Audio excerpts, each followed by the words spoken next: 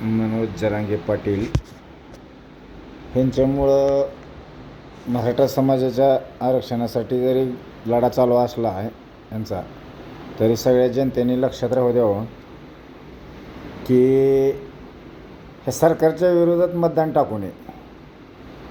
मत कुणाला वाईट वाटन, कुणाला कसं वाटन, हे सरकारच्या विरोधात मतदान टाकू नये. जरांगे पाटील जरी बोलत असले फडणवीसला म्हणा, ह्याला त्याला, तरी ती असं आहे की जर ही सरकार पाडून शरद पवारचं सरकार आणायचं असेल, तर शरद पवारचं सरकार आणायचं असेल तर कसं आहे, मागच्या 40 वर्षापासून शरद पवार सत्तेत होतं. मागच्या 40 वर्षापासून शरद पवार सत्तेत आहे. मग शरद पवाराला महाराष्ट्र नव देश मानतोय की दूरदृष्टीवाला नेता आहे, मला दूरदृष्टीवाला देव माणूस आहे. मग शरद पवारची दूरदृष्टी ही मराठा आरक्षणावर मागच्या 40 वर्षात का चालली नाही, की बाबा पुढे आल्यावर आपल्या मराठ्यांना असं प्रॉब्लेम होत्यालं, म्हणा तसं प्रॉब्लेम होत्यालं, अशी शरद पवारची बुद्ध्या का चालली नाही. फक्त ही शरद पवार सत्तेतनं खाली उतरल्यावर मराठ्याला डिवचून सोडायचं आणि सत्ता काय अपलोड करायची ना आपण सत्तेत बसायचं, ह्याचं राजकारण शरद पवार करतोय.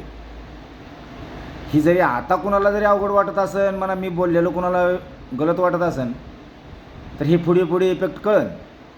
आणि जर तसं जर कुणाला लईच वाईट वाटत असेल, म्हणा ह्याला त्याला, म्हणा मी ही कुठं व्हॉट्सअपवर ह्याच्यावर त्याच्यावर कमेंट सोडल्यावर, तर त्याला त्या व्यक्तीनं फक्त एक प्रूफ द्यावा की जर समजा आत्ता सरकार पडलं ज्या सत्तेत आहे ती, तर शरद पवारचं सरकार सत्तेत आल्यावर किती महिन्यात मराठ्यांना आरक्षण भेटणार, फक्त ही दाखव.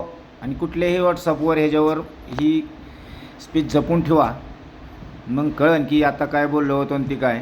ही सगळी शरद पवारची फूस आहे. जशी एक मराठा लाख मराठा 2014मध्ये मग खाली उतरल्यावर काढायला लावला, आता पुन्हा सत्तेत येणार नाही म्हणून शरद पवारने ही जरांगे पाटलाला आतून पाठिंबा देऊन काम केलं आहे. ही सगळ्या जनतेला माहिती असावं, एवढं लक्षात ठेवा. सत्ता जर पलटी झाली तर सगळ्या माता बहिणींना सांगतो, जी आजची लाडकी बहीण योजना ही ज्या दिवशी शरद पवारची सत्ता येईल त्या दिवशी दुसऱ्या दिवशी सकाळी ही योजना बंद करण्यात येईल, ही लिहून ठेवा.